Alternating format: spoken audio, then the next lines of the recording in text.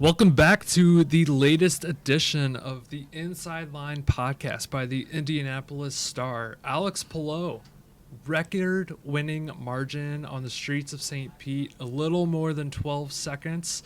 I'm Aaron Ferguson, assistant sports editor. That is Zion Brown, our boots on the ground in St. Pete, our eyes and ears. I tried to make that 12 seconds in honor of how much Palou won by. But what was your biggest takeaway from the weekend? I mean, you said it, just the record win from Alex Palou, winning by almost 12 and a half seconds, which was a record out of 23 races now that have happened in St. Pete. And there are so many questions about, could he repeat what he did last year, right? 8 wins and 17 races last year. Still, obviously, 17 races left this year, so we don't really know exactly the scope of what he'll do, but it does not look like he has lost anything from what he and that 10 car did in 2025. It was just miraculous to see, once he was able to get in that front row, past Scott McLaughlin, past Marcus Ericsson, who started in the front row of that race. Once he was able to get past them, it was no contest. Yeah, and that's kind of what we saw a lot last year. I do think, it's funny, I was talking to someone earlier and who's kind of new to IndyCar, and they were saying the broadcast at one point was like, oh, Palou's ahead by 8 seconds, the race is over. And, the person was just stunned because they're like, wait, what do you mean? There's still, half a race left. But I got to give credit to Fox for this. There was one shot during the race, and I forget which turns it was. I forget which turns that Alex and the field were coming out of, but there was 2 quick turns, and the camera kind of just shot down an angle so you could see, and Palou went by, and I was like, well, this is weird. Why aren't they going to a different cut? And then I think it was the rest of the pack came, and it was about 8 or 9 seconds later, the rest of the pack came through, and I was like, whoa, that was actually brilliant camera work and production work by the TV crew, just because of you don't really understand how long 8 or 9 seconds is in an IndyCar race, and I thought they presented that perfectly. No, you're right. And at one point, the lead was 14 seconds right before Palou did his final pit. And it was just my goodness, this is a race for second. Truly, it was. After about lap 30 of 100, it was a race for second. Because, like you said, he opened up that gap. And, yeah, I remember seeing that same shot you talked about, just sitting in the media center and being like, wow, it's not even close right now, right? And so it became that race for second. Kyle Kirkwood really tried to lay it on, and his car ran out of steam there into the last, 4 or 5 laps, and so he ended in 4th. And then we saw Scott McLaughlin and Christian Lundgaard able to pass Kirkwood for those 2nd and 3rd spots on the podium. But it was really all Palou, just the whole race. Once he was able to get out in front, it was just about not crashing, right, which is what we saw so often last year as well. And, he kept control, and he got to the finish line.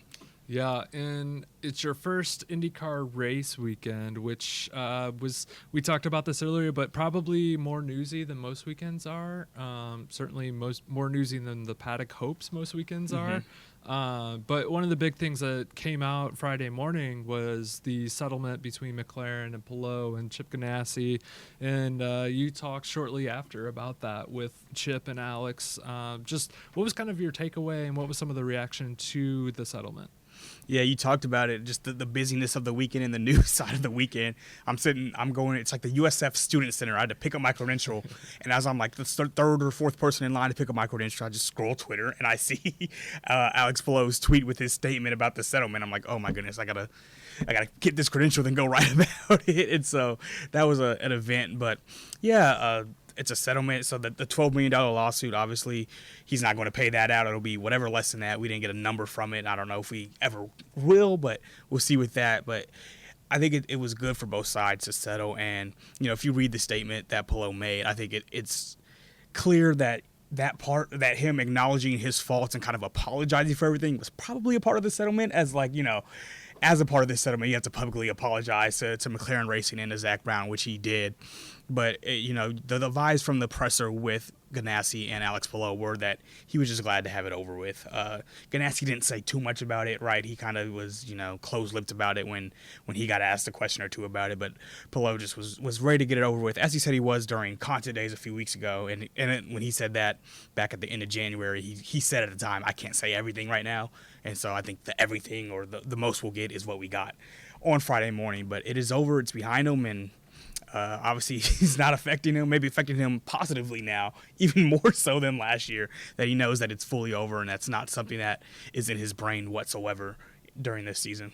I think I know when we taped before the season, I threw a curveball at you that wasn't on the rundown, and I think now's the perfect time for that.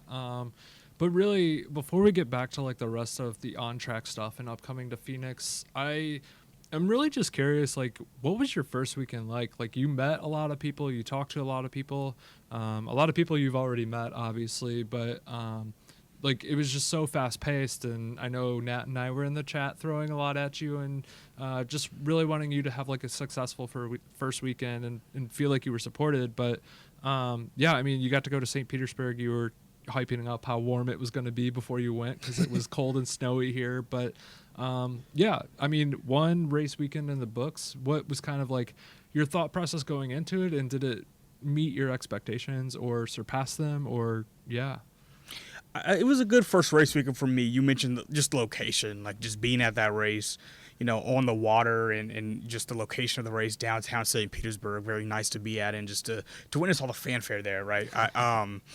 NASCAR having their truck race there helped quite a bit, and it was an exciting race for those who watched. It was a very good race that NASCAR put on Saturday, and so just the atmosphere from the people who go every year, right? It seems like it's been one of the more well-attended races in St. Petersburg, so that's number one. And then just for me, it was about re-meeting a lot of those people you were talking about. I already met throughout January and February, re-meeting some of those people and meeting people for the first time, also who I've heard about, but they may not necessarily be stationed in Indy, so I've never really gotten a chance to introduce myself in person, and so that was a big deal for me. And just getting the lay of the land, it'll be every week for me, right? Since all of these races except for the 500 are new for me, walking in and being like, where is everything is a big deal. But once we got to Saturday afternoon, I'd say, I realized okay, here's where the medical center here in St. Pete. Here's where these hospitality tents are, the garage, of course, the pit lane, all that stuff. So getting all that sorted out and focused in on was a big deal for me. And so once I was able to get that down, I figured out the pace of everything and got to it. I forget if it was practice or qualifying, but I remember there was one driver interview at coming out of the medical tent that Fox did their interview, and then the camera just kind of followed, and I was like, look, there's Zion, there's our guy. I think it was Scott Dixon, because somebody I don't even know who follows me on Twitter tagged me in it, and I was like, and I didn't see it till an hour later, but I was like, oh yeah, there's me on FS2. As you know, there's always hot mics and cameras rolling, so you got to be careful at these things, or not. I mean, we trust you, but it's good to be no double birds or anything. But Dixon, obviously a frustrating weekend. I think he had some issues in practice, and then came up again in the race. Will Power, same thing. These two titans of the series that are always on any given Saturday or Sunday can win the race. Yeah. Things did not go the way they wanted, especially Will starting with a new team and having to go to a whole different technical setup that he seemingly was never comfortable with, even though he said he was. But I mean, it's hard when you have to rely on your teammates' data and go out there and qualify, and then you're going out there in a race and you don't know what the tire situation is going to be with some of the rule changes. Just what was kind of your thought both early in the weekend and then on race day, just with how things went for those two?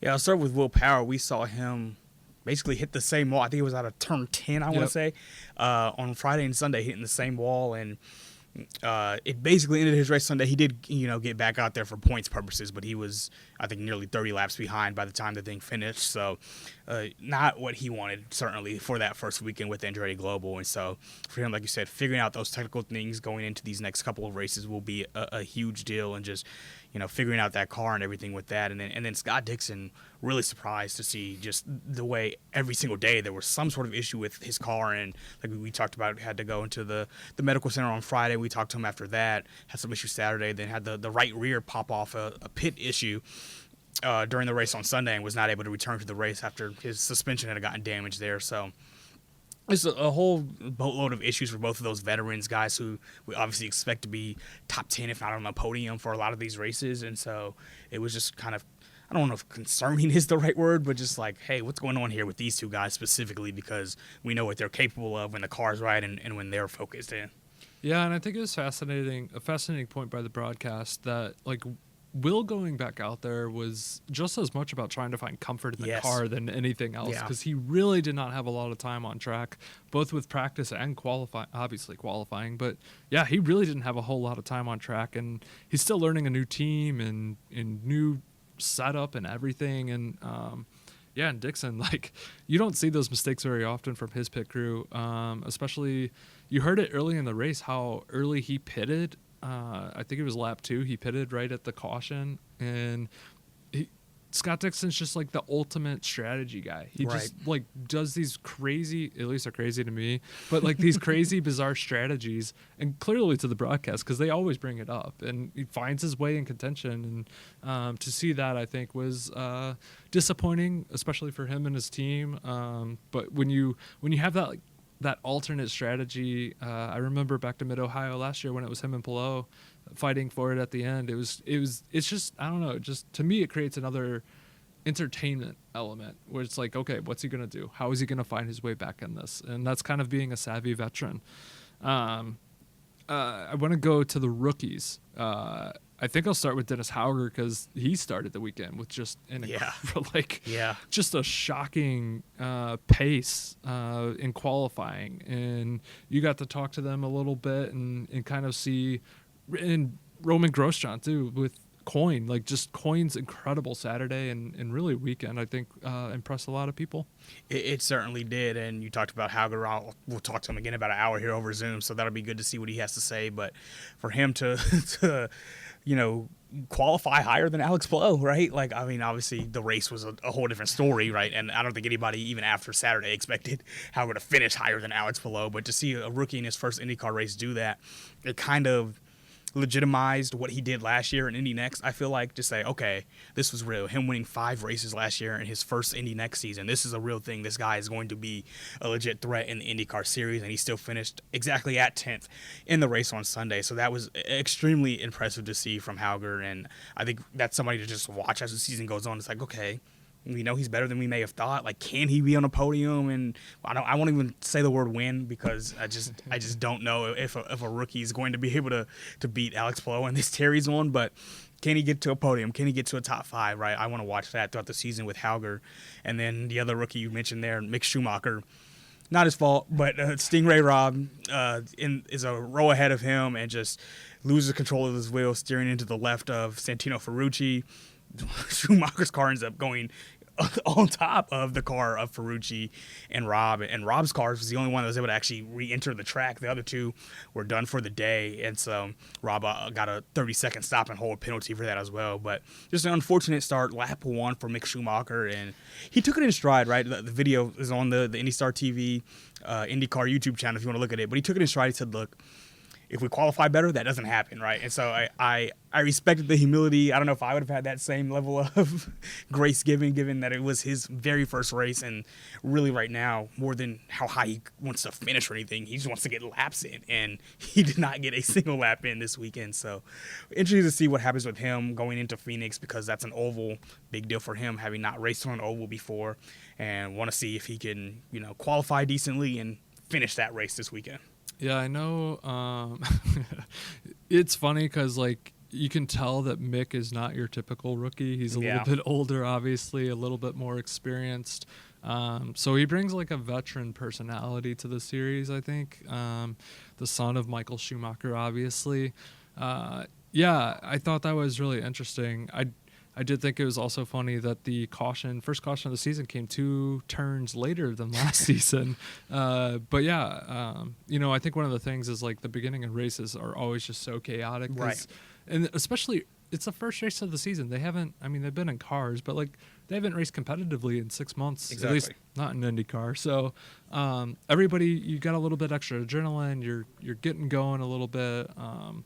Yeah, very unfortunate for him. I think the other thing, to go back to Hauger for a second and Grosjean, that stuck out to me is, like, I remember Dale Coyne at the Nashville race, or before the season finale in Nashville last year, made a pledge that they were going to, well, he made a couple pledges, but one of them was that they were going to have both drivers by Halloween. Obviously, that did not happen.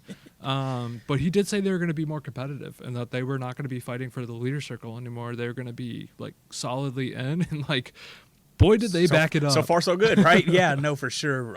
Grosjean finished 6th in the race, exactly where he qualified to, so stayed in the exact spot.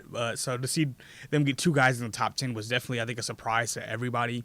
And now it's just the question of can they keep it going, right? On Hauger last year did struggle in the Indy Next Oval races, so once again, this race this week will be very interesting to see if he, can maybe do better than he did last year in the Indy Next series. But very impressive showing by those 2 Dale Coyne cars. Yeah, and Phoenix is like, man, this start of the season is bang, bang, bang, just like that. I mean, they're going to race Saturday. You're flying out. This is Tuesday. You're going to fly out here in a couple days. Yes. And hopefully you've had time to get some laundry done since arriving yesterday. That's after I leave here. So, it's quick for all of us, not just the teams who have to, see what their data is like and get ready for an oval. But what are you looking forward to most, I guess, I guess what's kind of just your thoughts on Phoenix as we turn the page? I mean, it's 20 of the 25 drivers' first time racing here, right? We have got the list right here. It's Scott Dixon, Will Power, Joseph Newgarden, Graham Rahal, and Alex Rossi are the only 5 who have been here before.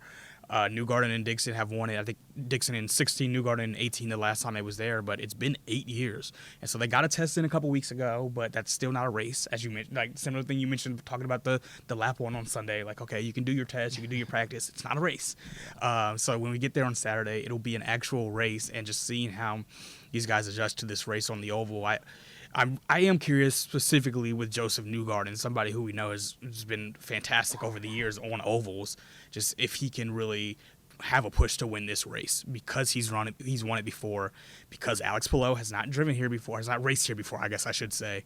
Can it be a race that, okay, Newgarden, Power, Dixon, those kind of guys are near the top of? Or if it's not one of those 3 who's raced there before, one of those 5 who's been there before, can it just be somebody else besides Palou who has not raced there before, just because Palou doesn't have that on them, So I'm really curious to see how it works and how everything goes here in Phoenix. The weather is going to be interesting because it'll be, I believe, 80 degrees, maybe even close to mid-80s for the race on Saturday, which is a lot different. It was a little bit colder, about 20, 30 degrees colder when they tested there a couple of weeks ago. So already a big difference in weather in Phoenix from just a few weeks ago. And so that'll affect things as well on the track. Yeah, I think track temperature, that was something I learned last year, was how different or how big of a difference track temperature is.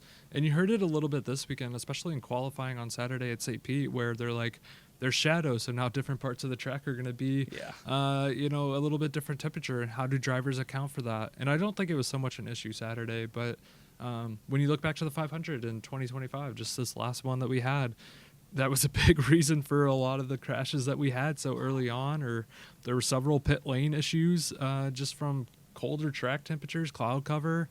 But yeah, I think a warmer track definitely brings more ideal racing circumstances for the drivers. So I think that's going to be interesting.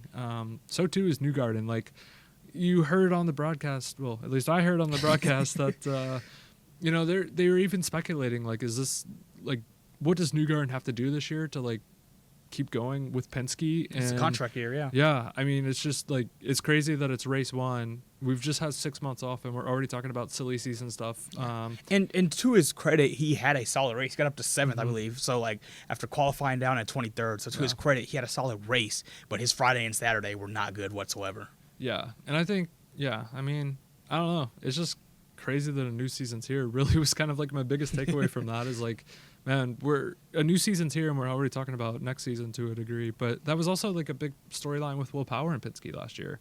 And as we know, Penske did not have a good year. I know Scott McLaughlin has talked a lot about how they need to come back stronger and how they feel like they're in a great position. And he certainly proved it at St. Pete. Yeah. Now it's just a matter of, okay, what does this look like going forward? How does David Malukas fill into his role? I think he had a pretty good weekend at times that showed that he's more than capable in the 12. Yeah. No, Malukas is a solid driver, right? Just how high that ceiling is, I think right now is the question with him now that he is in one of these Team Penske cars. But like you said, he had a up and down weekend, but there were some positives to take away from him. And then McLaughlin, I mean, gave up that pole position, but still strong race, finishing in second, able to pass Kirkwood at the end, like I talked about. And then the storyline with him is that now Tim Cindric now being his strategist after being rehired after being fired as Joseph's strategist last year. It's like looking at Scott McLaughlin. It's like, can he be a guy that really gets back and gets a top 3 finish this year and really shows himself as the strongest Team Penske driver this year? But it was a good start for him for sure. Are you ready to make a prediction, or do you want to see cars on track first? Because I'm not ready. I would like to see cars on track first, but if you are going to make me make a prediction, I will. Yeah, sure, why not? I mean, it's not set in stone. You can always change it when our preview comes out on Saturday. All right. That is a great point, right? I will go with, this is a Tuesday prediction, not a Friday one. I will go with Pato O'Ward. Finished 5th in this last race. Once again, somebody who at times has had his success on ovals, not always, but at times. And I just think that this new track will be something he'll be able to figure out, and I'll pick him. But I would not be surprised to see one of those guys we've seen already race here win this one. I think it's interesting that you brought Pato up because he's someone we haven't really talked about much. It was a quiet, not even in a bad way. It was a quiet weekend for him. Right. But it wasn't a bad weekend. Yeah, I mean, I think the interesting thing is he has been looking for a breakthrough year for like a while, and obviously Alex Palou is just like trendsetter doesn't even do it justice. He's Right. just so dominant in the series right now. But it's like Pato, like he's right there. Like he's always right there. It's just a matter of like, can they find? I was gonna say extra seconds, but after the first race, you need a little bit more than that. But like, we didn't really get it to set preseason like predictions or anything. But like, one of the things I was thinking about was like, if Pato finishes second in the series, is that like Almost like first. not even that, but like, is that okay? Like, is that good enough? Like, is that comfortable enough for him, or for McLaren, or for whoever? I guess why would it not be? Assuming I'm under these guidelines, I'm assuming you're saying Palou would finish first. Yeah, I mean, So then what's the I guess what's the shame in being second? Like the shame is shared between Pato and 23 other drivers. Yeah, If he exactly. finishes second, I don't think it's a singular, man, Pato can't get over the Palou hump, because no one can, right? Will Power's the last one that has been able to do it, and now we're talking about that. That was 4 years ago now. yeah. I'm gonna go and say, I don't even remember who was good on ovals last year, which is awful. But I'm gonna go and say, wait, who'd you say? I said Pato. All right, I'm saying Newgarden. Screw it. I think that's a fair prediction. He I won would the not be last oval. surprised. Yeah, I mean, I would not be surprised at all. I think, another week under his belt, he'll be all right. Why not? I like it. Anything else you got? No, not from me, man. I'm excited to get out there. Warm weather again. Warm weather. Just break it. Might be too warm. I've never been to the Phoenix area or like the Nevada, so I don't know what that. I hear it's another animal, right? So I don't know what it's gonna feel like, but I'm excited for the track. I think fan wise, it's going to be very good this week. Mm-hmm. I think you and I talked just at some point last week about the test when they had the meet and greet. They had to shut people down from coming to the meet and greet because it was in between two tests, basically, or two test sessions. Mm-hmm. So the drivers had to get back out onto the road. But I think it seems like a lot of people in that Phoenix area are excited for IndyCar to be back. Once again, it's a joint weekend this time with the NASCAR Cup Series, not the Truck Series. So I think there'll be a lot of people there at Phoenix Raceway. So I'm excited to be amongst the fans. I will say I flew into Phoenix once, and when we went to go get the rental car, I had not felt a heat like that. I mean, What time of year was it? It was summer. Okay. But like I had been to Vegas before, and like Vegas is a different type of heat too. But like just like from how cool the airport was to when the like automatic doors opened, I was like, what the heck did I just walk into? But it was an excellent time. So That's I think good. it's gonna be. I think you're gonna enjoy it. Hopefully. Hopefully, I hope so too. if you come back and hate it, well, that's on you, But this has been another edition of the Inside Line Podcast presented by the Indy Star. I'm Aaron Ferguson. He's Zion Brown. You can like and subscribe this podcast wherever you get your podcasts. You can find us on YouTube at Indy Star TV, IndyCar. Find all of Zion's analysis off-track videos, medical center, everything. An interview in there last week with Ramazuski, so yeah. Yeah. It's going to be a great place to find extra content that is more than just the words, which you can continue to find on IndyStar.com. And yeah, just thank you for listening, and we'll talk to you again soon.